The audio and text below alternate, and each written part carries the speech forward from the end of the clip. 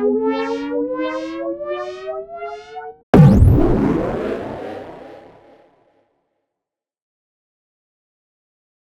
afternoon. We make a serial panel, let's say, here, together with Juraj and Pavol. And I would like to start with explanation why we talk about the decade before the decade is over. We are at the beginning of the 10th year. So I would like to remind you a couple of basic stones of Paralelní Polis and how it evolved. To make it a little bit more clear, because I think it's somehow crucial point now. How we started the whole project. The first point I would like to remind you, it was an art project which had quite simple goal and quite simple idea. We were amazed by a hackerspace in Bratislava that Juraj is going to talk about later. And we wanted to have something similar here in Prague and let the thoughts and interesting ideas we have discovered flow around us. It had two inspirational sources. The first, the hackerspace, as I told, we were discovering how hackers and the movement works. And we have figured out basically three concepts. One is the hackers' congresses. Congresses are the way these groups and communities gather. And we have identified that they create hacker spaces, physical premises, where they can do stuff. And the third is that they educate each other in a very intensive way. And when I was preparing this presentation, I realized backwards that there were three major drivers of this project. And I think it covers very well what was always the main goal to do and what were the activities. And it's this 3E, which is education. That's the Holy Grail. The experience.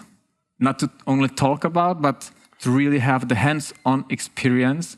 That was, for example, the decision to, since the very beginning, become only the crypto-only accepting place. It was not, the driver was not to hodl and gather as much crypto as possible, but to provide the real hands-on experience, not to just theorize about it. And experiment. That's what the hackers movement is about, to go beyond the borders, to cross the state of the things and experiment. And there is a heritage of the Ztohoven art collective that is behind the project that experiments and crossing the borders. That's something that is inherently in all activist art activities, I would say. And how the name Polis, Paralelní Polis, came into game. It's an inspirational from local context of the dissident movement back in socialism, when Paralelní Polis was the way to describe what happened in the dissidence movement and how it was organized. What were the strategies they developed to be able to protect against the oppression that was all around them. And Paralelní Polis was an intellectual movement consisting of people with different backgrounds, with different religions, with different beliefs. And from that, I think we brought the interdisciplinarity as important principle. That is the art, technology, and science as the three corners of the triangle. That is the logo of Paralelní Polis. The strategies evolved since the, let's say, 80s, when the concept of Paralelní Polis was born, dramatically. And that's why we sometimes say that we've established something like Parallel Polis 2.0 because we updated the whole set of strategies from the analog world to the digital internet era. And since we see what we saw as the pillars of Parallel Polis, which is in the back in 80s, and in the socialism, which was freely available education, community-driven economy, parallel culture, so-called second culture, internal governance, and other means that were used. We just updated them to the recent technologies, and I would like to thank Paul for his speech, where he very well described the state of the art. That basically all the strategies that are described in Crypto Anarchy Manifesto, written by Timothy C. May, are in place and are developed.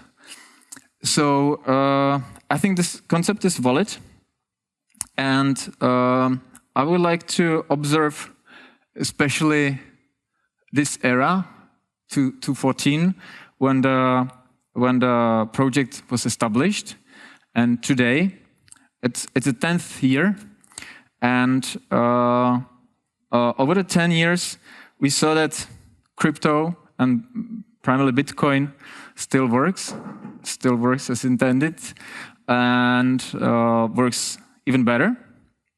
So this precaution is like a check.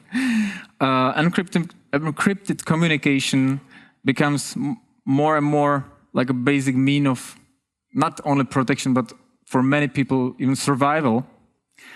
Dark markets, the big topic that we very expected a big move, is not really happening in a scale we expected. All the open bazaars, particles, and other projects where we thought like, now it's happening, now it's gonna prevail, somehow don't.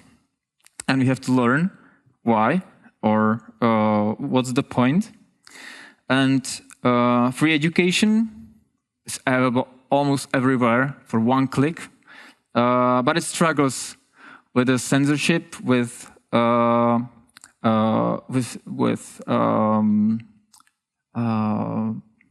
internet being a place of more and more political and power fight.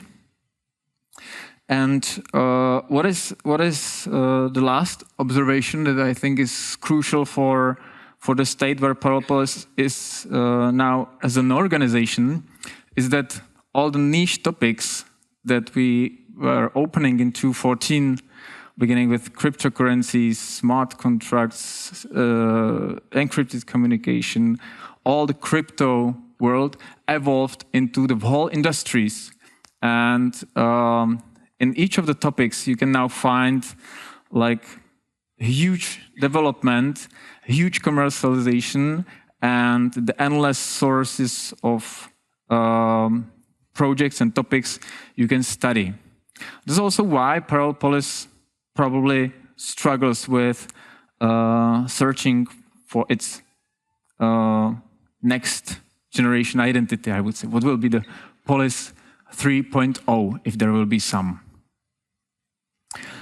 What is another observation, and I'm quite nervous. I was quite nervous of it until I heard Paul's lecture, because I have realized that the reason why we hear more and more arguments that are quite familiar to us from congresses in Parallel Polis and so on, and we suddenly hear them from the barbarians, from anti-system movements, and quite strange guys that suddenly start to use similar phrases as we know from Parallel Polis. It's surprising, but I have realized that the major difference between those anti-system movements and gatherings like this is the political agenda behind. Because when we see the protest gatherings, full squares, I think we see like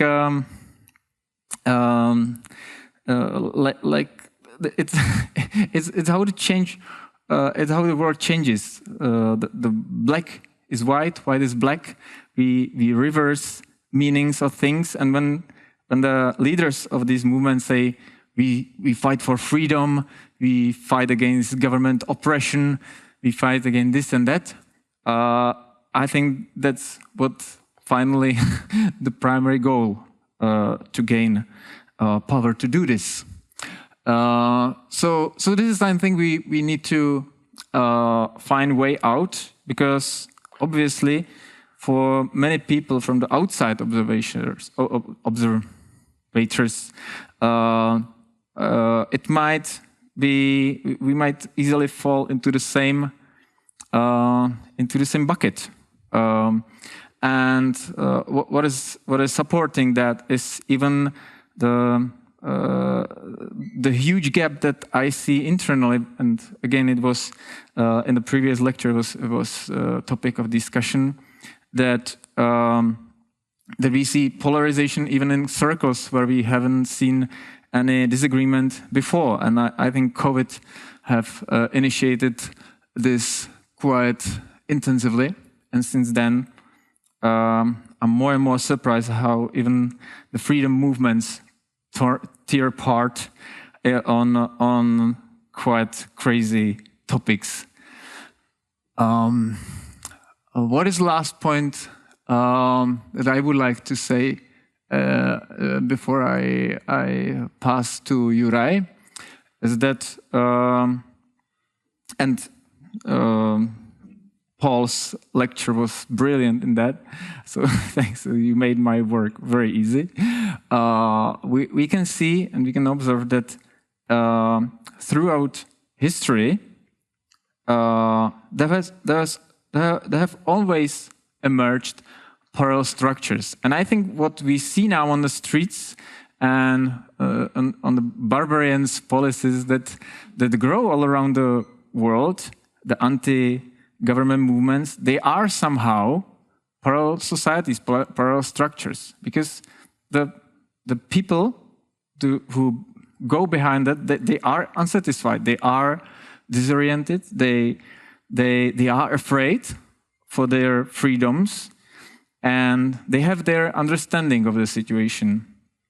And it seems more and more to me that is natural. But we also have to accept that the way other parallel societies will be governed and structured, we might probably not like that much. And we have to admit that this is going to happen, that the parallel polis ideas we are now talking about and things we believe in, that we believe in math and cryptography and science, is not necessarily the point every other parallel structure will be based on and will believe in. So this is another important thing I've realized, especially during last years. But it makes me also quite relaxed that I can reverse my view. I can leave them in the back mirror and not to pay too much attention to all these barbarian crap that is happening when I use Paul's words. And we can look back to history. We've been quoting a lot Cody Wilson's view, perception of the history evolution that you could hear about on this Congress. And we see that beginning with it's like very emblematic, the first Christians in ancient Rome who had to dig underground to create their own polis, to protect their freedom of belief, and somehow succeed in the strategies they successfully created. And later on we see that this kind of polis prevailed for some time and became the problematic one, this mainstream. Hopefully this concept of, let's say, lunar punk, ideas-based parallel structures will successfully evolve, will find their way to go through the oppression that comes from them, and will be able to survive, maybe one day become the major one. What will be the role of organization as parallel polis for the future is uncertain now. But I am very grateful to hear that you see some importance of parallel polis in the last decade in this process, and that you came for this Congress to initiate and to inspire the 10th year that is ahead of us. Because that's the principle since the very beginning. The Congress sets the agenda for the next upcoming year. And that's why we talk about the decade, because it's now like a New Year's Eve for Parallel Polis, because the new year can be initiated now, and we will see what it brings. Now, we can talk about Parallel Polis on unexpected places. So it's so cute that you guys have opened a hipster cafeteria in the hip part of Prague and somehow believe you are resisting the system and rebelling. But try that in North Korea. They wouldn't be so nice to you. And this is something I've heard so many times that we wanted to try it and we wanted to think about this question. I will first give you the answer that I found out, and the answer is that, as Martin said, parallel societies are always here, and they are formed by what is around them, about how, about what they're resisting, how violent, how authoritative that is, and it takes a different shape, different form. So some people have to dig catacombs and hide underground. Some people can, you know, go in front of cameras and, you know, show the finger to the camera and tell the people, haha, we resist. And it was Václav Benda who wrote the original Parallel Polis essay, who said that the society is as tolerant as they allow for these parallel societies or this out. So, so it's actually the other way around. You look at the parallel societies, what is allowed to emerge, and that's kind of the rating of the freedom of the or of the tolerance of the mainstream society. So, of course, there are parallel societies in North Korea. It's actually one of the reasons that many people are still alive, because the state is so dysfunctional that they are not even able to feed their own people. So there are people who smuggle food from China, from Russia, and trade, and these parallel markets are what keeps people alive to some extent. Of course, there's also the mainstream economy, but that's not enough. So the parallel society, it's not, you know, rebels, dissidents who would say, you know, fuck the Kim dynasty and we want to be free. But there is a parallel society. There is a smuggling network of media, movies, and texts from the West. So the shape of these parallel societies is very different, but they are there, and I think they are more crucial than here. it is a very tough sell to tell people, you know, you need to use Bitcoin because the mainstream system is so bad. What happens is they say, what are you talking about? You know, the bank transfers are free. They happen in the next day. I have a nice app, you know, the value is stable. Like, we don't need Bitcoin because our normal system just works. In many societies, the system doesn't work as easily. So in order to answer this question, we had to think about if we can build this somewhere else. If this is just some hallucination, some like temporal space-time anomaly, okay, we can have this place and sometimes they let us be, and it wouldn't work anywhere else. So I'll go back. I'm from Slovakia. I'm a co-founder of Progress Bar Hackerspace, which is kind of, or was actually, I would say, the result of the hacker culture in Slovakia and in Bratislava, which was kind of strong. I think that the original online and later physical communities of Hysteria, which kind of merged later with something that's called Kiberia, which was a social network that was operating way before social networks that we know right now. And all these kind of turned into this physical space that we had in Bratislava, where we met with Amir and Cody and many other people. And because we as hackers, so the thing you need to know about hackerspaces is there are many things that they have in common. There's 3D printers and, you know, geeks with laptops and stuff. But they have a very different focus based on what they like to do. So I was in a hackerspace in Dublin, and it was a bunch of middle-aged guys trying to hack the encrypted satellite TV broadcast, which I didn't understand why.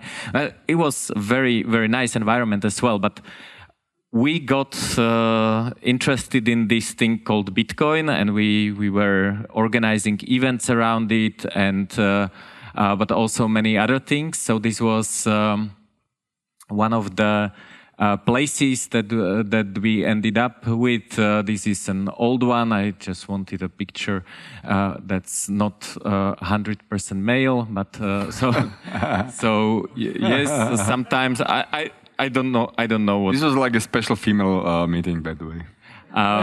So there was this space which was actually, as Martin said, an inspiration for creating Parallel Polis here in Prague. The problem was that I kind of imagined to have like one room. We could hang our art on the walls and you know, make coffee for Bitcoin, and that's it. And then they showed me that they signed the rental contract for this building, and you know, let's fill it with something. So anyway, we liked this concept so much that we decided to take it back to Bratislava and see if you can actually replicate this. So we decided to do it. We rented this old warehouse. This was the first event, which was like with the, you know, the portable toilets, and everyone was wearing jackets because there was no heating. But this was the first crypto flea market, and that in a bare, empty space. What was different about Prague is that we had to first find a significant investment to build the place physically, because there was really nothing. Then, after we started doing it, we entered the bear market, so all the money that we raised lost more than half of its value because we kept it in Bitcoin. We started experimenting with collateralized loans from the community in a peer-to-peer Bitcoin-backed manner, loans through DeFi, which helped us, even though many people who are strictly Bitcoin only didn't like it, but it worked. It helped us build a space. And we kind of played with it. So this is what we have built. I don't know why there's this thing there through the photo, but it works. So this is how what we turned it into. The operation was quite interesting. We were trying to be different enough to have the experiment means something. We didn't just want to copy something 100%, but we also wanted to keep the ideas, make sure that we are actually building Paralelní Polis and not a different whatever cafeteria or something else. So there was a design manual, there was a document with 10 commandments, such as thou shalt not accept state money and other things like this. What we started to experiment with, which was kind of interesting, and I think that they are continuing with this in Paralelná Polis Košice, is that every project that we did, everything that we tried to achieve was basically a micro company. So it had people who are doing marketing, people who are helping at the bar, helping to onboard people on crypto, and all these things. And we were, so basically let's say there's a Bitcoin meetup or biohacking meetup, or we had a virtual reality headset rental and like a playground, and all these things were basically Bitcoin-based micro companies. Those people that were interested in the topic would participate, and they would somehow split the profit as well, but of course as well with the space. So this allows experimentation, and it allows having skin in the game and actually allowing people to focus on what they're interested in. So there's no like central authority that says, okay, you need to do this because you are Paralel Polis.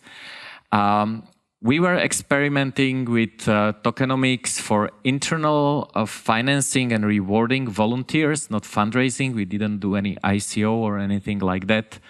That kind of failed, but mainly probably because we closed too soon. So then came the pandemic. We had to close the space, which was a very nice cooperative effort. We had to sell everything and pay back all the debt and so on. So it was a very positive experience for us, although a little bit stressful. And we wanted to move to virtual events and virtual societies.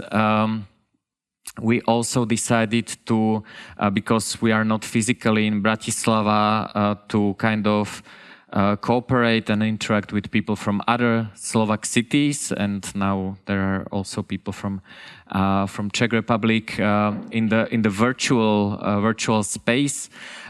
It led to a massive downgrade of activity because in-person interactions are more interesting. Also, of course, the pandemic played a role. The fact that many people escaped to Paraguay played a role. So I would say this was a very unsuccessful attempt to move to virtual space, and basically a lot of the activity died out. Unfortunately, there was something else happening. We had a little bit of hopium for evolution. We wanted to build a new space in shipping containers, thanks to Frank and Smuggler, who came and gave us introduction on the shipping containers, how they work, and the principles of temporary autonomous zones, which is a very good theoretical background on how you can build these spaces that are independent on the landlord. Bratislava is right at the border with Hungary and Austria, and also very close to the Czech Republic. So for us, jurisdictional arbitrage is you basically take the shipping containers and move them to Austria if you need to, and you can take a bus there, and there's usually no border. But then, we moved to Paraguay, so no one interested enough with enough energy to build this. So I think Paralelná Polis Bratislava was a success, even though it doesn't exist anymore. What we do, though, is this event. We organize a Lunar Punk Festival every year, which happened 2 weeks ago or 3 weeks ago again, which is in a very nice space that is built out of shipping containers, actually. So that's what we kept doing. Fortunately, in the eastern part, closer to the Russian Empire, is Paralelná Polis Košice. These were guys who were kind of following what we were doing, spending a lot of time here with very active local community that really wanted to make this happen.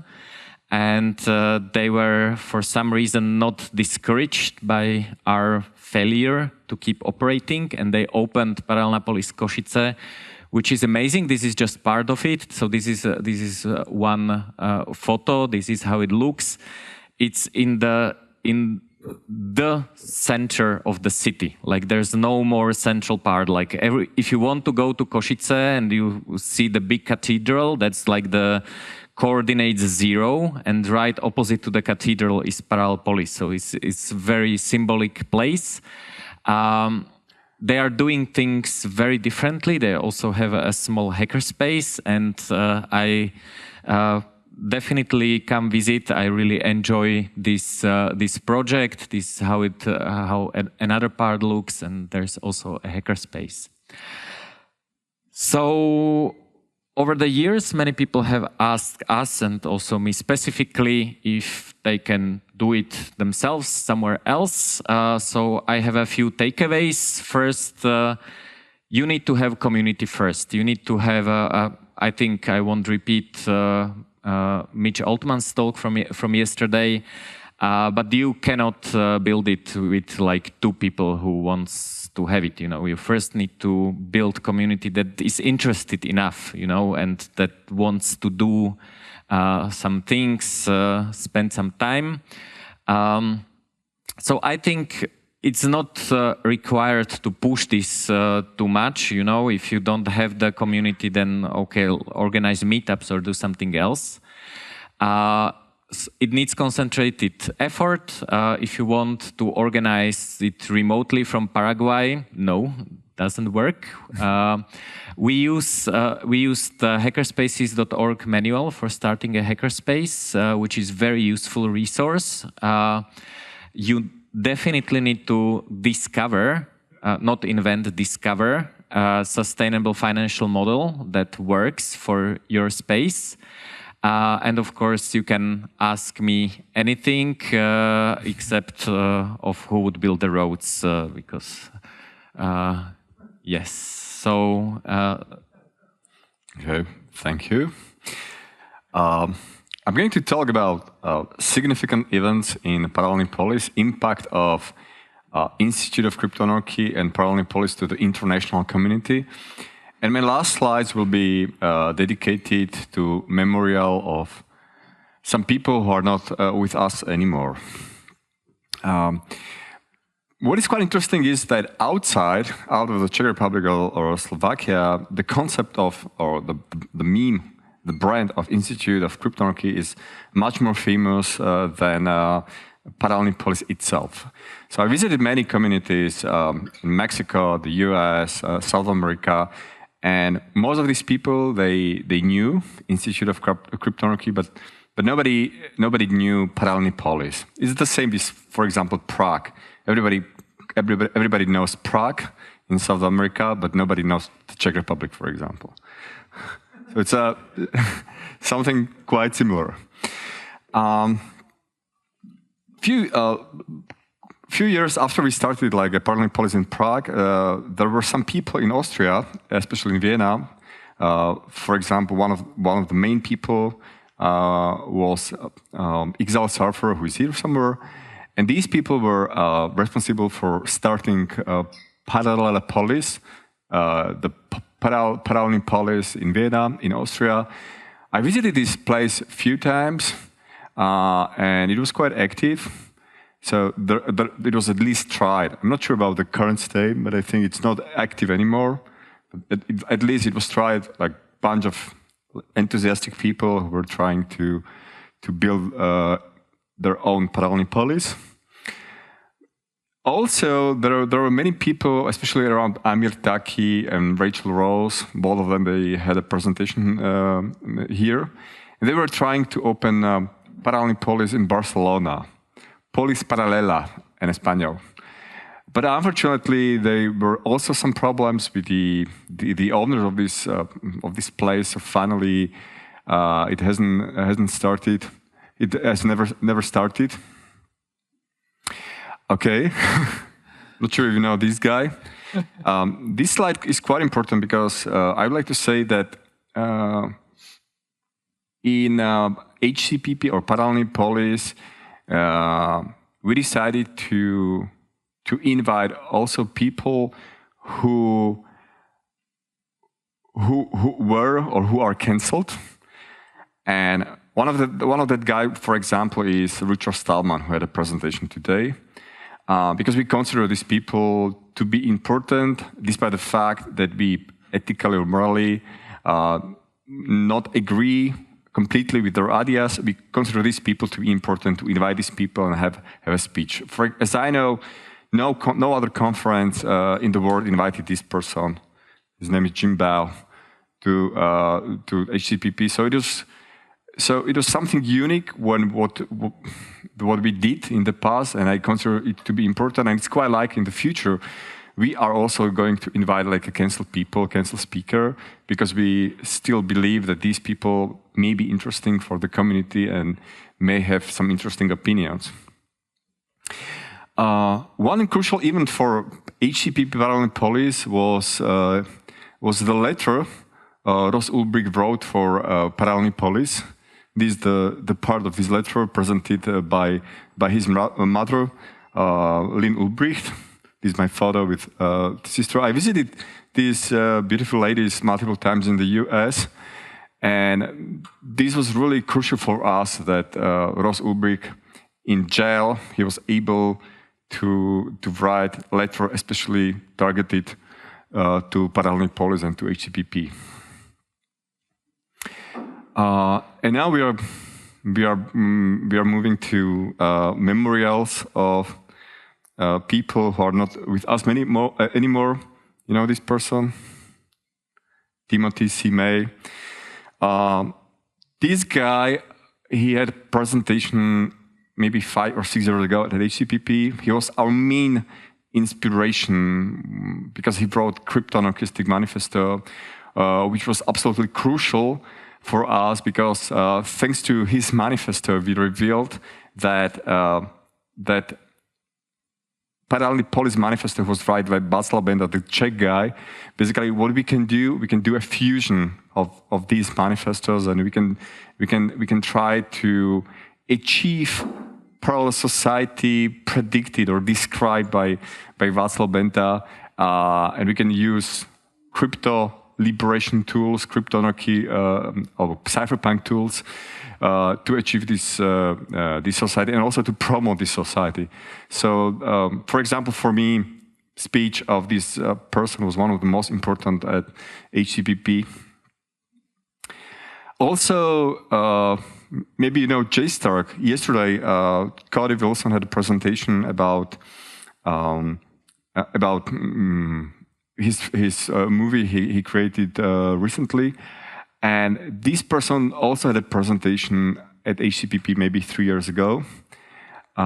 He's one of the biggest contributor to 3D printable gun. He was one of the biggest contributor to these 3D printable guns in the world.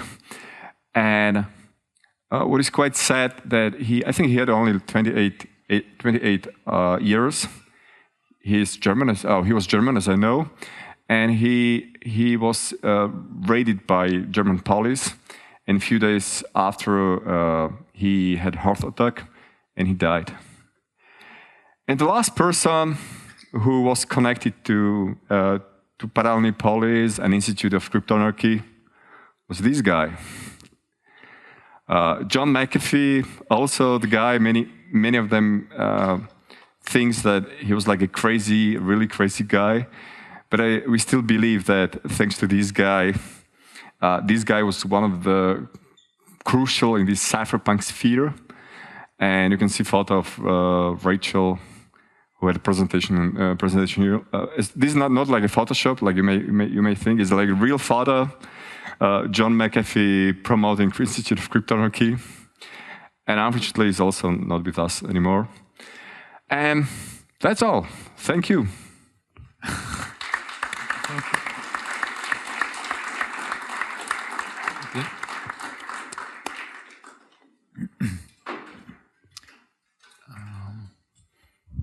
You can ask questions, of course.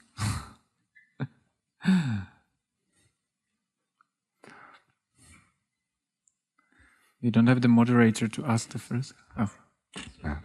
When are you opening the one in Paraguay?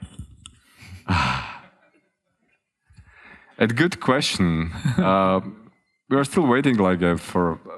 We'll be happy if we won't close this place next year. So this is probably the highest priority for us, and everything depends on a young, enthusiastic people. So I don't know. Yeah, I have a question. Let's presume that there is a town near me that has a very big Bitcoin meetup, and there's already some sort of community that's there, and they're pretty solid. Give me just a general guideline of what are the requirements for this? How many people do I need that are serious about putting in how many hours per week? How much Bitcoin am I going to need to get the thing going? We're going to have to rent a place. We're going to have to. Can you give me some type of ballpark range on this thing if I wanted to start one next month? Mm-hmm. I think also with hackerspaces, it's very similar to a hackerspace in the way how it operates.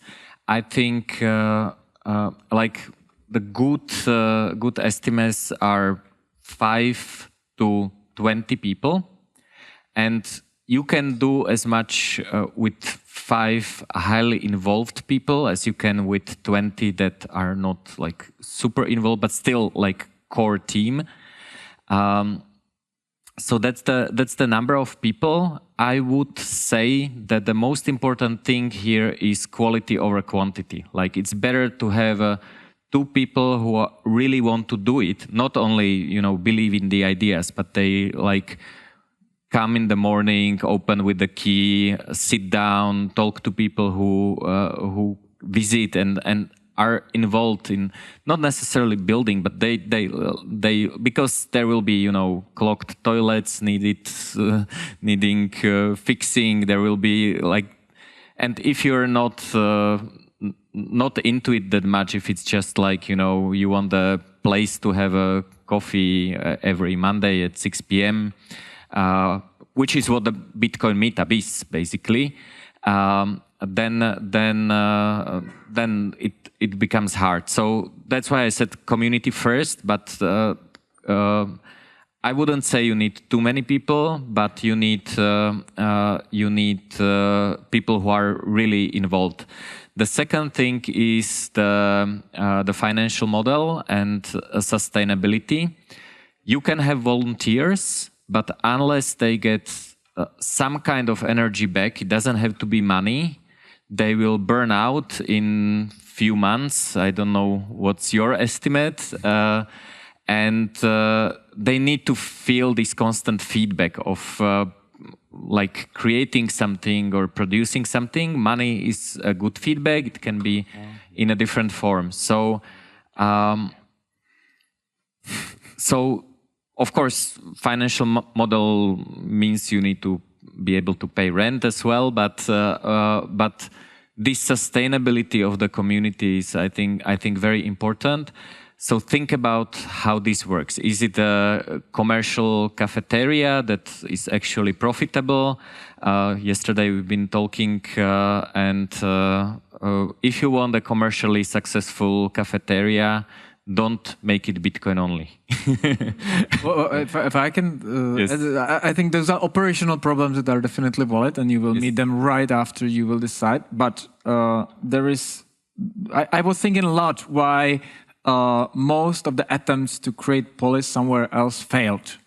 And the situation of all these initiatives was completely different from where we were in 2013 to 14 in Prague, because as I said, it was a art collective project. It was a huge experiment. We wanted to educate ourselves and be surrounded by the topics, but we also wanted to make noise. The primary or one of the core principles of the collective is to not avoid conflict, to go into it, to experiment, to have the experience, to touch the problem, not just talk about it, picture it, paint it, to have the experience with the problem, with the conflict, and with the boundaries, to discover them. And I don't think it's a comfortable mindset for most of the people, and this is why I think we succeeded, because here in Prague, Paralelní Polis always provided a shelter for quite ambitious activities. You probably wouldn't say politely, fuck off to the officers on front of your door when they start to require electronic evidence of payments as an obligatory thing you have to do. But here in Paralelní Polis, it was possible to do so, because we could say it's against our principle, and this organization and the people behind it stand for this statement. So I think the situation at the beginning was totally different from the other cases. And it's quite hard to establish this situation. So I don't have the recipe, but those problems described by Juraj, those are the operational. And you can overcome it when you have this thing you were talking about, the belief and the faith. Paul, just one important information. Juraj and some other people from Paralelní Polis Bratislava, they wrote manual, a guide to start Paralelní Polis. Very out of date. It's publicly available on GitHub, so basically you can download it, and there is like a complete manual how to start Paralelní Polis. Well, I wouldn't call it complete, and it's not so good, but there is something. Yes, definitely there's something. But I think this was a very important point. So when you go to when you start a Bitcoin meetup, it's not a conflict. You know, you're drinking coffee, you're dreaming about Bitcoin going to the moon. You know, is it tomorrow or next year or the next halving? And you are kind of enjoying your life and, you know, dreaming about what other people will build. You know, where is the next Phoenix wallet coming out, and where are they finally going to support Lightning Network on the ATMs, and where are they going to do something? And it's very different if you go into it in order to create something yourself. But also this conflicting, you know, this is like highly uncomfortable. You know, we had many discussions. Okay, if someone comes to the place and does like tax inspection or whatever, you know, what will be our reputation if we invite this or this guy? What will happen with it, and so on and so on. And then someone wants to give you money, and you realize it's a company with 60% of state ownership, and you have to tell them, sorry, we don't. So this blacklisting of people you just don't want to interact because they are not complying with your like ideological opinions. And then, you know, one of the stories that happened was that the then finance minister invited himself to come here, and many it was during HCPP. Many of you were here with these, you know, bodyguards and everything. And how do you react? You know, there is never an answer that you can put in a manual on GitHub. You know, you need, like, we have no idea. You know, I was talking to guys from Košice who face a little bit similar situation now, and they were asking for my advice. I told them what I would do, but I don't know what is the right thing. So I think like it needs to be this strong urge to build something more, not only to believe in something, but to do it and go to the conflict and everything. Great. Do you have any more questions? Maybe one? Yeah, great. This was a great review of the past decade of Paralelní Polis Prague and others. What do you see like the greatest opportunities, but also the challenges for the next decade that it's coming? To be sincere, we are quite skeptical. I don't know, you guys? Like, to be sincere, I'm like waiting for the younger generation who will replace me, and there is no younger generation. And they haven't come. Yeah. I think the opportunity is to remain on the scene and to maintain the ideas. That's why I still keep talking about Paralelní Polis, because all the concept has never been put in one source where you can really get some overview. It's quite hard to investigate what is Polis about. And I think it might quite soon come a moment when there really will be like a lost clue what to do next. When the current system will really tear apart, there will be big hunger for, like, tell us the way how we can do it. And what about this Paralelní Polis? Does it work or not? Was it a good idea or not? Oh, they got lost somewhere back in history. It's probably not the way to go. Or if we will be able to articulate in the right moment, the right arguments, show the right direction, maybe it will become a way to go, at least for some part of people. So this is the opportunity I see. I think it's shaped by the mainstream. So I think that this place or this idea emerges. It's not so much like you have an idea and you create it exactly like you have it in your head. I think the society is changing, the needs of people are changing, and Paralelní Polis is changing with it. But I don't have a plan. At least I don't. Maybe you do. But I think as any complex system, the most interesting behavior is the emergent behavior, and it is very hard to predict where it will lead. It also depends on the people the community that creates Paralelní Polis. What are their needs? What are they interested in? And that creates these interactions. That creates what happens. So.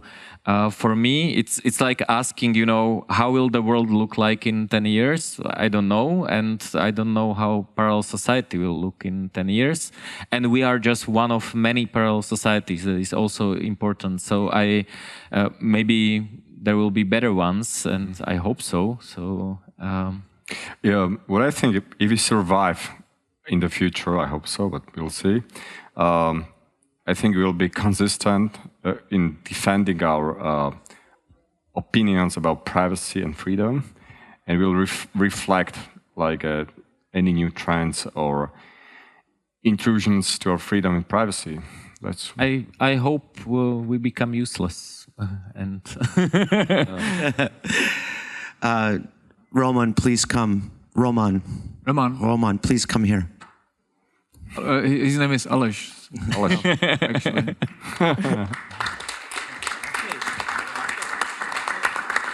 Matej, please come. So you made an amazing collage out here, and please just speak from your heart about your feeling that it gives you. I think it's amazing, but I'd like to hear how it makes you feel to see all those people and all of that history. Sorry, Michael helped to me, and I don't know what you need. Satisfaction. Yes, this is satisfaction for us. Thank you for us. Matej, how's this event and everything in the program and the people and everything been for you this year? Well, I have to say I came this afternoon only. I've been in the beginning of this project in a hardcore team, and now I'm sort of like a satellite running around, but still they are my very good friends. And as I see now the next steps of Paralelní Polis, because there's many reflections now, because there was many actions happened, many relations were made, many destructed, and then now we're standing in front of the, let's say, new, as Martin said, there will be a new decade, and then I feel, and then I will probably sit by the table with other guys, and we'll see if we have enough power to move it forward. And if you feel, any of you, how to move it forward, well, then we are here, and then we are open to hear your voices as well. Thank you. And I don't know that this information is public. And make it public. Yes. And now we prepared a book of this decade. Finally. Book of Paralelní Polis. This is a social contract. This is a social contract that is doing now. So keep it in your mind, please. And Martin maybe talking about it. No, I'm pushing this topic a lot. We wanted originally to show you already the book cover, at least, maybe the content at least. We did not succeed due to operational problems, as Juraj described very well. But I really appreciate that you made this step, announced it, and that now we have to deliver.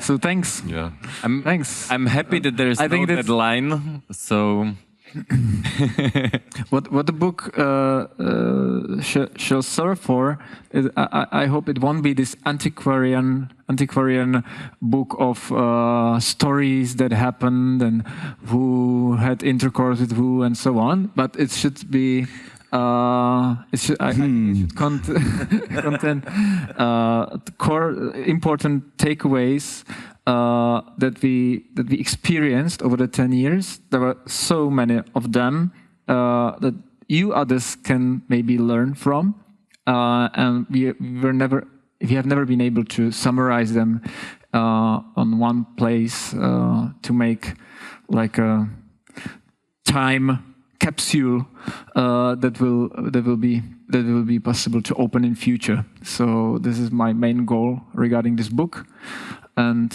I hope we will be able to meet the promise.